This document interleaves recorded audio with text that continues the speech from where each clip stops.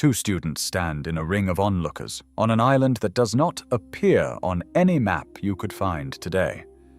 The air smells of salt and old stone, and the particular green of a place that has never known winter. One of them is laughing. He is the kind of person who laughs easily, who wields magic the way other people breathe, without thinking, without effort.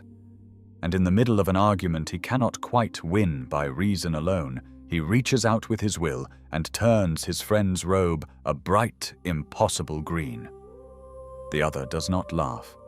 He looks down at the color spreading across the cloth, and he says only this: "Change it back when we are done." He is not angry. That is the strange part, the part worth holding on to.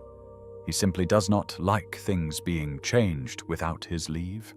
Not robes, not rules, not, in the end, the boundary between the living and the dead.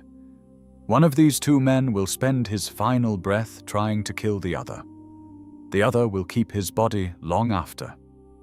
Before they were what they became, before the orders, before the dark, before the moon, they were this. Two students on an island that does not appear on any map.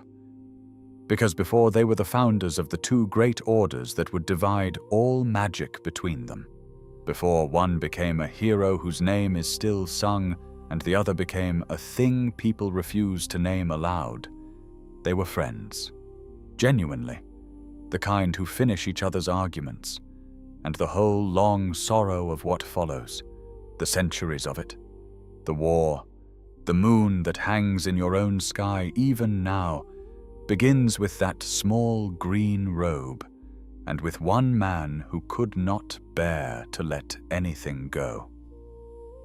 There is something waiting at the center of this story that I want to hold until we have earned it. When it arrives, it will change what that laughter meant. For now, only this. Keep the green robe in mind. He never did change it back. He never changed anything back. The island is called Artaeum, and to understand the two men, you first have to understand that it sits slightly outside the world. Not far offshore from the Somerset Isles, but not quite in the same reality as the rest of it either. A place that drifts, that comes and goes, that can vanish entirely for generations, and then return as though it had only stepped out for an afternoon. The mages who lived there, the Psijic Order, were the oldest keepers of magic anywhere. They did not teach the public. They did not democratize their art. They sat on their drifting island, and they watched the world from a careful distance, and they kept their secrets close. Into this place. In the early years of the Second Era came two students who were not like the others. The first was passionate and extravagant and bright as a struck match. To him, magic came as naturally as breath. He reached for it without strain, and it answered. The second was something rarer and quieter, calculating, meticulous, possessed of a mind that could take a theory apart at the joints and find inside it possibilities no one else had even thought to look for. Where the first improvised, the second reasoned. Where the first dazzled, the second understood. And when they met, each of them recognized in the other the one mind on the island that could keep pace with his own. Out of that recognition, against every expectation, a friendship grew. Their debates became the wonder of Artaeum. The records of the Order remember crowds gathering simply to listen to the two of them argue about the nature of magicka, about the hidden architecture of reality, about questions the rest of the masters had stopped asking centuries ago. They set down principles that students would still be studying long after both of them were gone. One was named Vanus Galerion, the other was named Mannimarco. And if you had stood in that crowd, watching them spar, watching the green robe and the easy laugh and the patient change it back when we are done, you would not have been able to tell which of them would save the world and which would spend an age trying to end it. That was the cruelty of it. At the beginning, they were so nearly the same. And one more thing before we go further, because you may be wondering what any of this has to do with the cold north you know best. The black soul gems buried in the ruins you have walked, the ones that trap a thinking, feeling person's soul and will not let it go. They are his. They trace back to this island, to this friendship. Hold that too.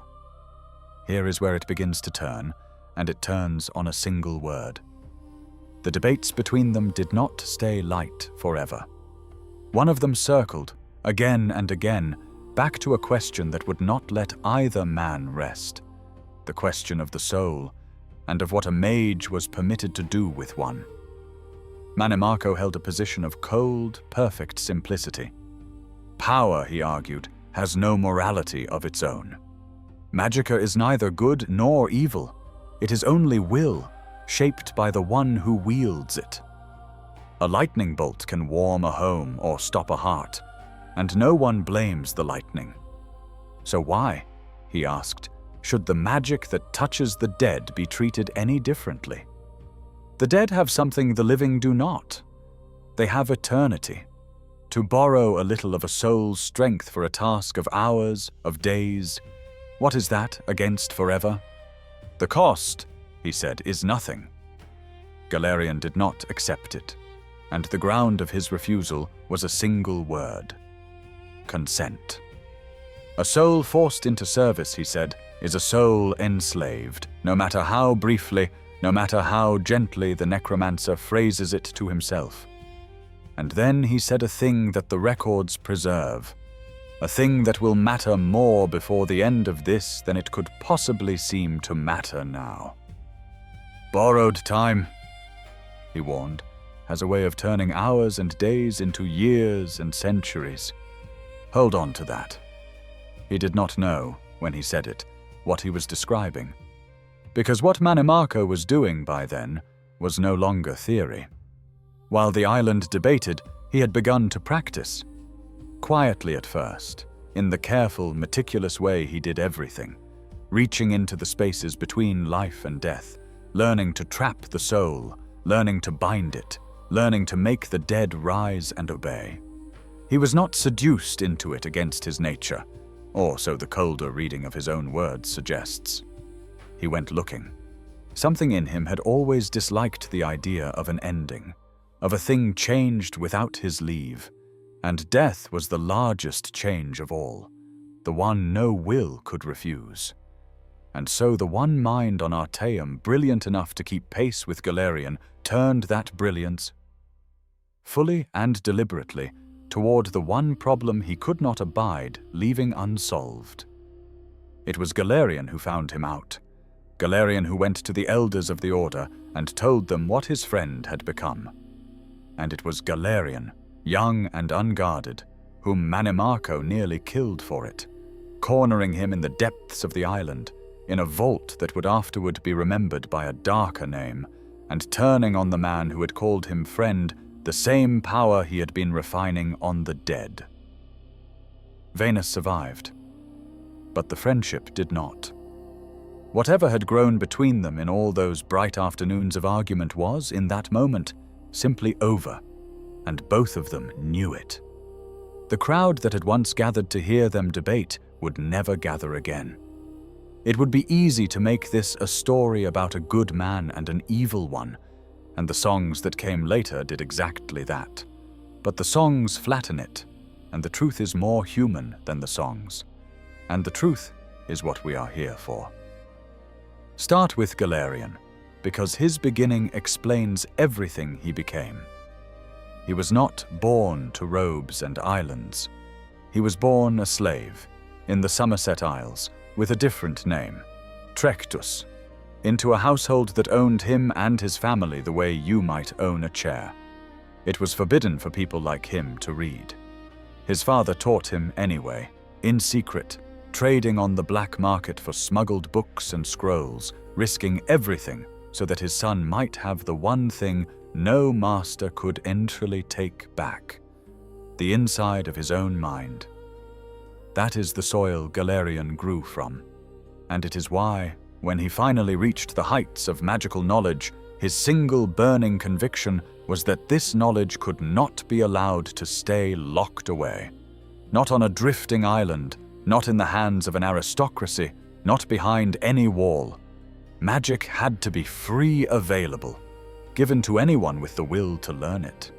A man who was once owned spent his life trying to make sure that no one's mind, living or dead, would ever be owned again, including the minds of the dead. Now turn to Mannimarco and try for a moment to feel the shape of his fear rather than only the shape of his crimes. By his own account, he was Aldma, old blood, old as the deep roots of the elven world. He had lived through things almost no one living had lived through. The Record's place, him inside the Middle Dawn, the long convulsion when time itself came apart, when the world's history shattered and reassembled, and a person could be in many places and many years at once. He came out the other side of that, having seen, as few ever have, exactly how fragile the whole arrangement is, how easily an ending comes, how little a single life weighs against the dark. And he decided, somewhere in all of that he would simply refuse. That whatever else the universe did to everything else, it would not be permitted to do it to him. There is a kind of fear that makes a person hold tighter to the people they love, and there is a kind that makes them stop loving people altogether, because people end, and a thing that ends is a thing that can be taken. Mannimarco's fear was the second kind.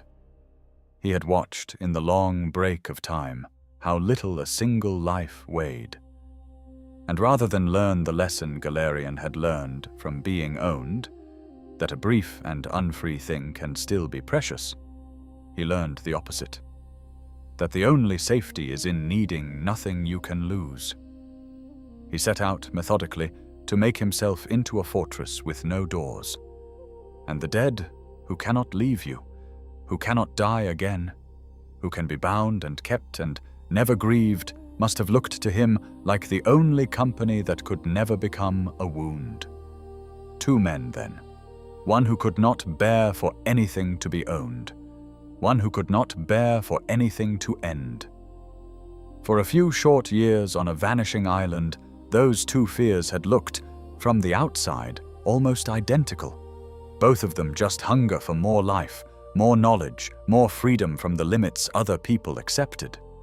It was only when you asked what each of them was willing to take to feed that hunger that the gap between them opened and went on opening until it had swallowed everything they might have been to each other. One of them would build something to give the world. The other would build something to outlast it. To understand what Mannimarco did next, you have to understand the law he set out to break, because it was not a law made by any king. In the world they lived in, the cycle of life and death belonged to a god, Arche, who guards the passage between the two and keeps it honest. By his blessing, a mortal soul cannot simply be seized and trapped against its will. The dead are meant to pass on. The living are meant to one day join them. It is the oldest fairness there is, the one rule that applies equally to the slave and the king, and it was precisely this rule that Mannimarco intended to overturn. Not bend, not evade, but overturn, permanently, for himself first and for his followers after. He left the island, exiled, and Galarian, who saw exactly what was coming, begged the elders to understand what they had loosed upon the mainland. They ignored him, so Galarian did the only thing left to him. He went out into the world and founded an order of his own, open to anyone, dedicated to magic in the daylight, magic for the people. The Mages Guild. And Mannimarco, on the other side of that severed friendship, gathered the outcasts and the witches and the exiled wizards no one else would take, and bound them into a thing that worked in the dark, that never spoke his name aloud, that called him only by a title. The Order of the Black Worm. Two orders that would carve up the practice of magic between them for an entire age. both of them born, like twins from the same wound, out of one broken friendship on a vanishing island. There is something about what he paid for the transformation that the songs choose not to say. Something the price includes beyond what flesh can lose. We will get there. And then Mannimarco paid the price of never, and the price was himself. The songs describe the transformation as a kind of slow drowning in rot. He gathered cursed artifacts and dark instruments, drew the power of mad wizards and witches into himself like a spider drinking its web dry. And corruption settled on corruption until, in the words of the oldest song about him, the rot sank to his very core. His body became a moving corpse. The blood in his veins turned to a poison, acid stew. His mind followed his body across the same threshold. He kept one single thing from the man he had been on the island, and it was only his name. Everything else of Mannimarco, the patient brilliance, the easy company of an equal, whatever had once been warm enough to deserve a friend, he left behind deliberately as the cost of the bargain. The songs would call him the world's first of the undying leeches. That is not quite true, and the untruth matters. He was not the first to cheat death. Others had clawed their way into undeath before him, under crueler masters. He was simply the first to make a kingdom of it, the first to decide that escaping death was not enough, that death itself should be made to serve. He paid everything he was to never end. And the terrible joke at the heart of him, the one he would never see, is that there was no longer any him left for the not ending to be worth anything to. Centuries pass now, and they pass strangely, because a creature that cannot die experiences time differently than you or I. To Mannimarco, an age is a season. A great hero is a brief inconvenience who will, helpfully, eventually die. And across those centuries he tried, more than once, to take the single step beyond mere undeath that he had wanted from the beginning. He did not want only to escape death. He wanted to become a god. The most audacious of these attempts came when he set his sights on a Daedric prince, Molag Bal, the lord of domination and brutality himself. Mannimarco entered into a pact with him, presenting himself as a loyal servant, the prince's chief agent in the mortal world. And to 4 heroes who had gathered to save that world, he presented himself as something even more dangerous, a friend, an ally, one of them. They were called the 5 Companions, and he was the 5th. A deposed emperor seeking redemption, a warrior leader of an ancient order, a towering, fierce woman of mixed and storied blood, a high chancellor of the realm, and Mannimarco, standing among them, trusted as they performed a great ritual meant to protect the world from the coming dark. The ritual did the opposite. That was always the plan. At the moment of its completion, he turned on every one of them, immobilized them, revealed himself, and unleashed a catastrophe that tore the barrier between the mortal world and the realm of Cold Harbor, a calamity that came to be called the Soul Burst, opening the way for an invasion that would nearly consume everything. He had used 4 heroes' trust as the fuel for the end of the world, and even that was a betrayal inside a betrayal. Because Mannimarco had no loyalty to the prince he served, either. His true aim was to cage Molag Bal, to trap the prince's own power and absorb it, slowly, until Mannimarco himself stood where the god had stood, the new lord of domination over both the living world and the realm of the dead. It did not work. The prince had seen through him from the start. When Mannimarco's body was finally cut down for that scheme, Molag Bal reached up through a tear in the world and dragged his spirit screaming down into Cold Harbor to be tortured endlessly by the very undead he had spent his life commanding. The Deathless King chained to a stone table in a realm of pain, kept alive precisely so that he could not escape into the rest that death would have given anyone else. And then something happened that tells you, more clearly than any crime, exactly what was left inside him. The very soul he had once handed to the prince for slaughter, one who had every reason in all the world to leave him to rot, came upon him there, shackled and suffering, and was given a choice: to leave the king of worms to his torment, or to free him. And against all sense, against the warnings of those nearby, mercy was extended to the thing that had broken the world. He was not grateful. He did not even pretend. He looked at the hand that had reached down into a god's torture pit to lift him out, and he called it weakness. A naive fool's mercy, he said, one that future generations would curse. Then he was gone, back into the dark, already scheming, the kindness behind him forgotten before it had finished being given. That was the man, not a creature incapable of recognizing love and mercy when they were offered. A creature who recognized them perfectly well, and felt only contempt for the soft hands that held them out. The frightened boy on the island had hardened into something that could not receive a gift any more than it could release one.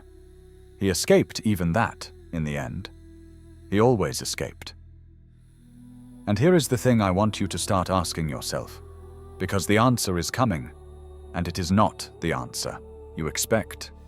Every single story of his downfall, the prince who caged him, the heroes who killed him, the mercy he spat on, the war still ahead of us, ends the same way. He falls. The world celebrates. And then quietly he returns. Ask yourself why the stories keep needing to kill him. Ask what it means that not one of them ever could.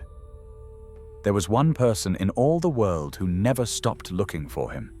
One person who had known him before the rot, who remembered the green robe and the bright afternoons and exactly what had been thrown away, and who therefore understood, as no hero summoned for a single crisis ever could, that the king of worms was not a problem to be survived. He was a wound that would keep bleeding the world for as long as he existed. Galerian never forgot his friend. Across all his years building the guild, raising magic out of the shadows and into common hands, he kept searching for any sign of the necromancer's presence, and for a long time he found nothing. And when Mannimarco at last resurfaced, when the dark grip began once more to stretch out across the world like a slow disease, Galerian was, by then, an old man. He had even left the guild he founded, disgusted by what parts of it had become. He had given his life to the cause of free magic, and he was near the end of that life. And he chose to spend what remained of it on the one thing he had failed to finish. He gathered an army, his most loyal mages and the warriors called Lamp Knights, and he led them north, to a cursed mountain pass, to settle the oldest debt he carried. The vow he made before he went is recorded, and it is the vow of a man who knows he is not coming back. Before his last breath, he said, he must face the tyranny of worms and kill, at last, undeath. On the mountain, the two armies met. They were matched, equal in number, equal in power. The mages charged, and the pass came apart in fire and frost and lightning. The necromancers raised waves of the dead. The mages called down floods of holy light to shatter them. It lasted days, and at its height, the records say, Galerian reached down into the deepest well of his power, the power that had once turned a robe green as a joke, and with a single touch, he shook the mountain to its base.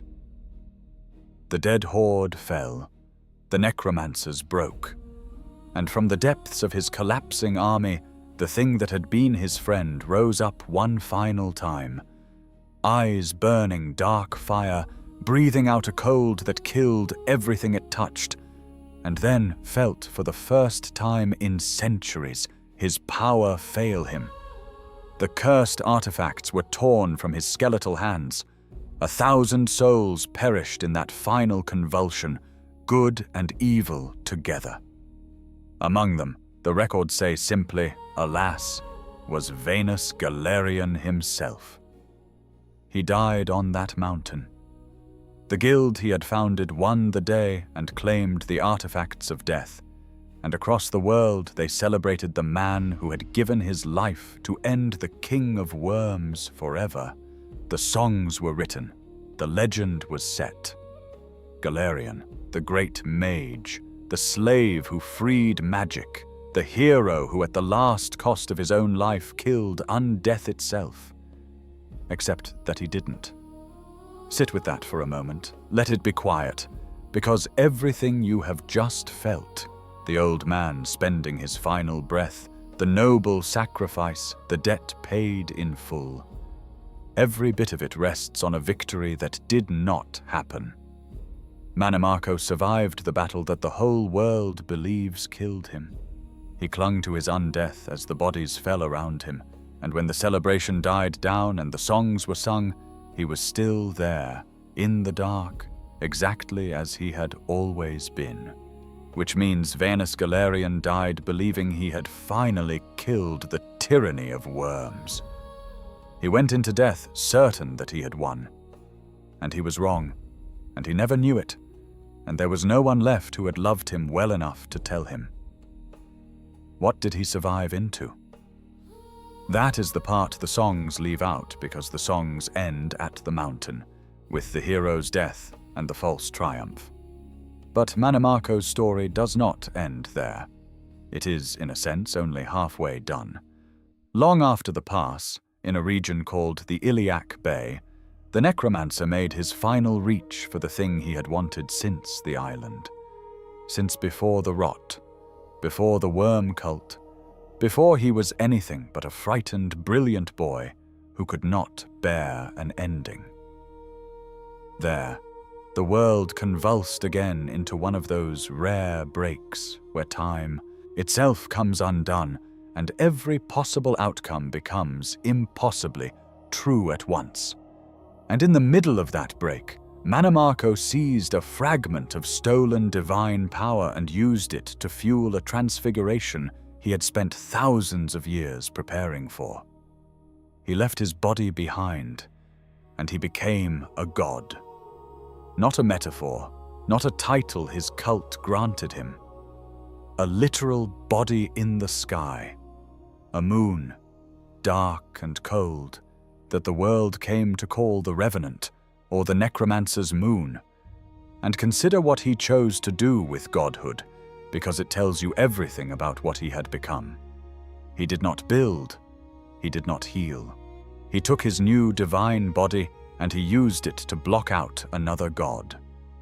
Every 8th day, the moon that is Mannimarco passes across the path of Arche, the god of life and death, the keeper of the honest passage, the one law that had stood in his way from the very beginning. And it eclipses him, cuts his light off from the world for a full day.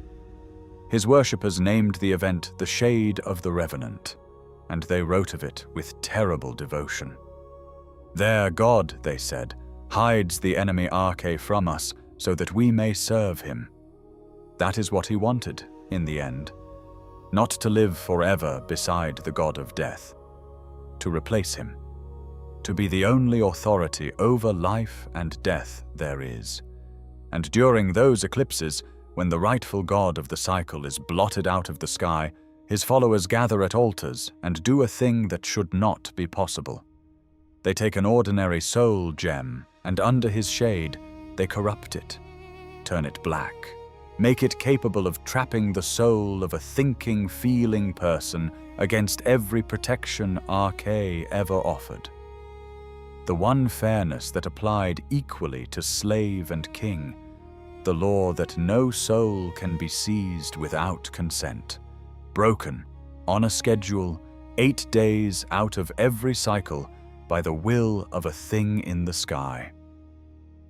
Galerian had warned on a green afternoon a lifetime ago that taking a soul without its consent was the unforgivable thing.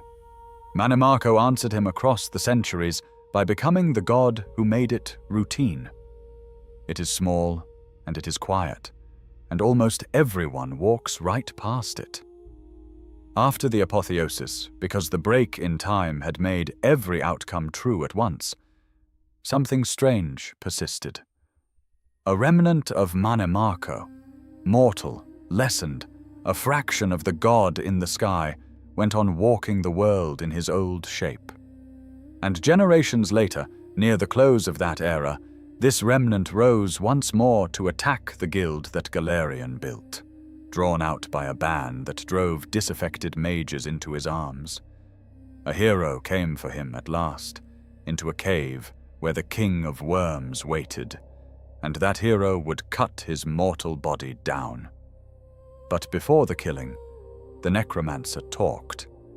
He always talked. And the hero who stood before him heard him say a thing about Galerian, about the old friend, the great mage, the man who had died on a mountain, believing he had ended undeath.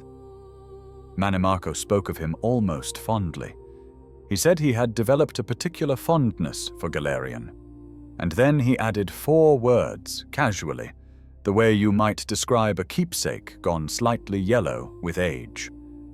Ill-preserved though he may be, let that land. Let it be very quiet. He kept the body. The evidence in his own mouth points to it, and never quite looks away. After the mountain, after the false triumph, Mannimarco took the corpse of the one person who had ever loved his mind, the man who had spent his final breath trying to free the world of exactly this, and he raised it, reanimated it, kept it near him, studied it across the long centuries. Ill-preserved, decaying slowly, a thing he visited and used. The hero of all the songs, the slave who freed magic, the friend from the green afternoons, reduced to a possession on the shelf of the man he died to stop. And now go back, go all the way back to the recorded debate, to the warning Galerian gave him before any of it happened. Borrowed time, he had said. A soul taken for a task of hours has a way of turning hours and days into years and centuries. He was describing his own corpse. He just didn't know it yet. He had stood on a vanishing island in the warmth of a friendship and told Mannimarco precisely the fate that Mannimarco would one day inflict on him. The soul bound without consent, the brief service stretched into centuries of servitude. The one man who understood the crime well enough to spend his life fighting it became its longest suffering, victim in the hands of the friend he had warned. "Change it back when we are done," Mannimarco had said. On the day of the green robe, they were never done. For Mannimarco, nothing was ever done. He could not return the robe to its color, could not return himself to flesh, could not return the line between living and dead to where the gods had drawn it. And at the very last, he could not even let his oldest friend go into the ground. He held on. He held on to everything, forever, and everything he held on to rotted in his grip, and he kept holding it anyway, because letting go was the one act of will he had never in all his deathless years been able to perform. The mortal remnant died in that cave. The hero who killed it walked away, and the songs marked another false ending, the latest in the long line. But the god in the sky did not so much as flicker. The death of the body had no effect on the moon at all. The shade of the revenant kept coming, 8 days out of every cycle, on into the age of the dragonborn and beyond. And on those days, in the world you know best of all, necromancers still gather at hidden altars beneath that purple light and turn soul gems black. Which means this: in the age when the dragons returned, when a single soul wandered the cold north and the world held its breath. Every black soul gem buried in those ruins, every trapped and stolen mortal soul, every dark fingerprint of necromancy in that whole frozen province traces back, through all the centuries, to a frightened boy on a vanishing island who could not bear an ending. He is still there. He is in your sky and in the stones of your world. He never left, because leaving is a kind of letting go, and that was the one thing he could not do. But he is not the only one who stayed. Because the guild that Galerian built outlived its founder by an age and more, and the conviction that drove it, that knowledge belongs to everyone, that no mind should be owned, that magic is the birthright of the slave as much as the king, outlived even the guild. It settled into colleges and halls all across the world, into every place where a person of no birth and no fortune is taught to read the deep language of magica and lift it with their own will. The slave named Trectus, who learned his letters by candlelight against the law, gave that to the world and then died for the belief that it should never be taken back. Two men, two legacies twined together down the centuries like the two orders that came from their one broken friendship. One of them is a shadow that eats the moon. The other is a light in every classroom where the unfree are taught to be free.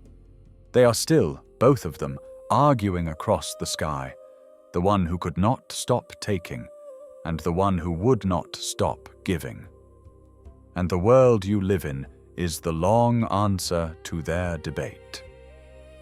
Two students stand in a ring of onlookers on an island that does not appear on any map.